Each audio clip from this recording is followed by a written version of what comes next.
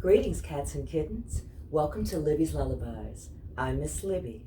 Today I am going to be reading A Special Trade by Sally Wittman. So sit back or lay down. Either way, I want you to relax and enjoy the story. Old Bartholomew is Nellie's neighbor. When Nellie was very small, he would take her every day for a walk down the block to Mrs. Pringle's vegetable garden. Bartholomew never pushed too fast. He always warned Nellie about Mr. Oliver's bumpy driveway. "Hang on, Nell, here's a bump." And she'd shout, "Bump!" as she rode over it. If they met a nice dog along the way, they'd stop and pet it. But if it was nasty, Bartholomew would shoo it away. When Mrs. Pringle's sprinkler was on, that's quite the mouthful. When Mrs. Pringle's sprinkler was on, he would say, "Get ready, get set, charge!" Nellie would squeal, "Whee!" as he pushed her through it. When Nellie began to walk, Bartholomew took her by the hand. "No, no!" she cried, pulling it back. Nellie didn't want any help. So Bartholomew offered his hand only when she really needed it. Bartholomew was getting older too. He needed a walking stick, so they walked very slowly. When they walked upstairs, they both held the railing. The neighbors called them ham and eggs because they were always together, even on Halloween and on the coldest day of winter when everyone else was inside. One summer, Bartholomew taught Nellie to skate by circling his walking stick. "Easy does it," he warned. Then she skated right over his toes. He wasn't mad though. He just whistled and rubbed his foot. The first time Nellie tried to skate by herself, she fell. Bartholomew saw that she felt like crying. He pulled up something from the garden and said, "Don't be saddish, eat a radish." Nellie laughed and ate it. She didn't really like radishes, but she did like Bartholomew. Before long, Nellie was in school, and Bartholomew had gotten even older. Sometimes he needed a helping hand, but he didn't like to take one. So Nellie held out her hand only when Bartholomew really needed it. When Bartholomew had to stop and rest, Nellie would beg for a story about the old days.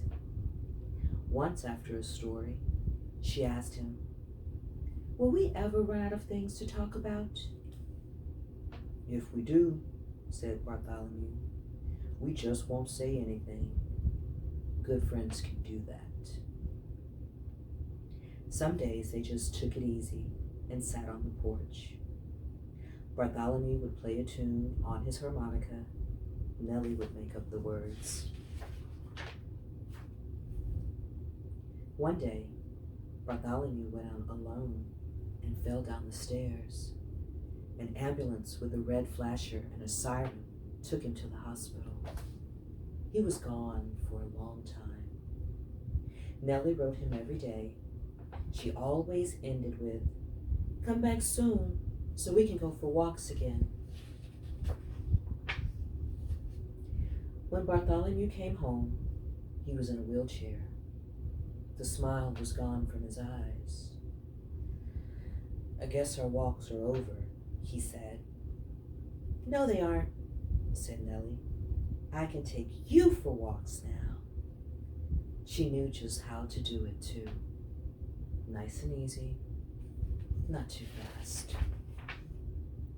Just before Mr. Oliver's driveway, she would call, "Get ready for the bump!" And Bartholomew would wave his hat like a cowboy as he rode over it. If they saw a nice dog, they'd stop and pet it. But if it was mean, Nellie was shooing away. One day, when the sprinkler was on, Nellie started to go around, but she changed her mind. All right, Mr. Bartholomew, ready, set, 1, 2, 3, charge! And she pushed him right through it. Oh, that was fun, said Bartholomew. Nellie grinned. I hope your wheelchair won't rust. Fiddlesticks, he laughed. Who cares if it does? Mrs. Pringle leaned over the fence. Seems just like yesterday, Bartholomew was pushing you in your stroller. That was when I was little. Now it's my turn to push, and Bartholomew's turn to sit, kind of like a trade. Then they sat in the sun to dry. Nellie munched on a carrot. Bartholomew played a tune on his harmonica. Nellie could see that the old smile was back in Bartholomew's eyes. So that was a special trade. So adults, remember, our children will be what we make them.